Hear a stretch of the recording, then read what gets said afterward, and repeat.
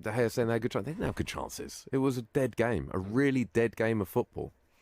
Yeah, but I mean, it's like the North Korean approach to football interviews, isn't it? Where everything's fine. Everything's absolutely fine. Look how happy we are. We're so happy. There's so much food here that you can hardly move for the amount of food that we've got. We've just had loads of shots on goal. I don't know what game you were watching, but the game that I just played in, I think, was it 5-0? 5-0, yeah. United managers, players always speak about the fact they're a young team. Yeah. This has happened quite a bit recently. But then there are a lot of young teams now. We look around, obviously Chelsea being a great example at the moment. Yeah.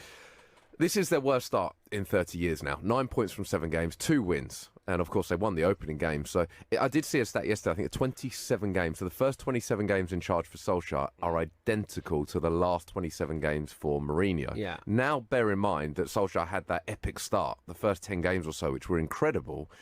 It's not going so well. Look, I actually do think that United played better. Look, they played better last night than they did against West Ham. Mm-hmm. Right? They played better last night than they probably did against Leicester. So there is that transition there. I do think Solskjaer just needs to be given time. I mean, I know I take the mickey out of him a lot, but I do think he just needs to be given time because the fact is that he might as well just look to his players and go, right, look, just forget results now. I know this is just a bit of a silly approach, right? But just forget results and just stick to the way that we're playing and drill them on that and get them going their way under the belief that once that clicks, they will start winning games. With Aubameyang, who I just think is world class for me. I really, really like the guy. You've got someone like him in your side, and you look at United's back four, which hasn't exactly been, particularly solid. I mean, you have a look at it there, and you go Twanzebe, who, I mean, I'm not even sure who he is particularly. You've got Ashley Young there, who's pretty old now. I mean, he's slow. He turns like the QE2. And you've got Maguire, who's just settling in, and Lindelof, who is supposedly this fantastic ball-playing centre-back that Barcelona are absolutely mad for, but almost seems allergic to keeping a clean sheet. David De Gea, he's like rubbed his gloves in butter, hasn't he, for a while? They call him Teflon now at the Manchester United training ground. Why aren't they going for that game? Why aren't they going for it more? I mean, just to clarify, I don't think they call him Teflon at the Manchester United training. I'm pretty sure you just made that up. Yeah, I know I did, yeah. You did, yeah. And call him Butterfingers. Do you know what? It's the first time I've seen Twanzebe play properly, if I'm honest. Obviously, look, he gave away the goal. Yeah. There was some signs there that there's certainly a player there. It was a poor pass for the goal, admittedly. I mean, look, I'm obviously always going to give Ashley Young a lot of credit, given that I played in the same team as him for as long as I did. Yeah, years ago. Look, do you know what? It's incredible to think. I would say that it's incredible to think that he's still doing it even now, and I think that is, look, credit to him. But at the same time, you look at the other teams, the likes of Liverpool, Man City.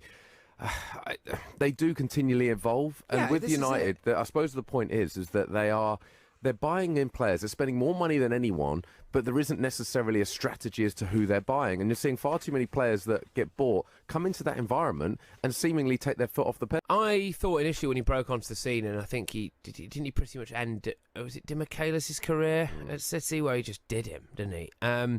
I thought he was going to be a kind of 20, 30 goal a season man. He just looked like a natural raw finisher, and he was scoring from all angles as well, actually, at that time. And now it looks like, unless it's a penalty, it doesn't necessarily look like he's going to score. Well, this is it from open play. I think it's 1 in the last 13, I want to say. I think the last 3 seasons, something like 11, 13, 13, or around those kind of marks. So it's not as prolific as he needs to be, and this very much was the season with Lukaku moving on that you felt that, right, this is your time to shine.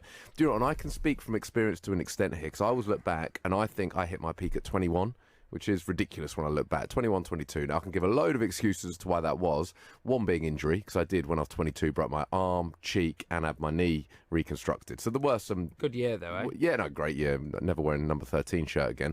Right. So there's some reasons to it. But also, I think there was the reason that suddenly I got to a point when I was quite comfortable, like I was on good money, and I'd achieved certain things that I wanted to achieve at that point. Now, don't get me wrong, I went and did things after that in my career, but I do wonder whether my improvement continued at the same rate at that point. I think I slowed down and plateaued a bit, and I just worry that Marcus Rashford is a little bit too comfortable. So, they signed Daniel James over the summer.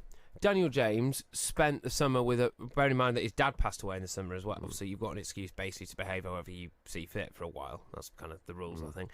Daniel James actually hired a personal trainer to work on his fitness, etc., so that he could come back in peak physical condition, and Daniel James has probably been United's best player this season. Marcus Rashford went to Miami with Jesse Lingard, a bloke who is essentially like the blunt knife of football, isn't he, Jesse Lingard? Like a chocolate teapot. Like that guy is just, you just give him the ball and absolutely nothing's going to happen.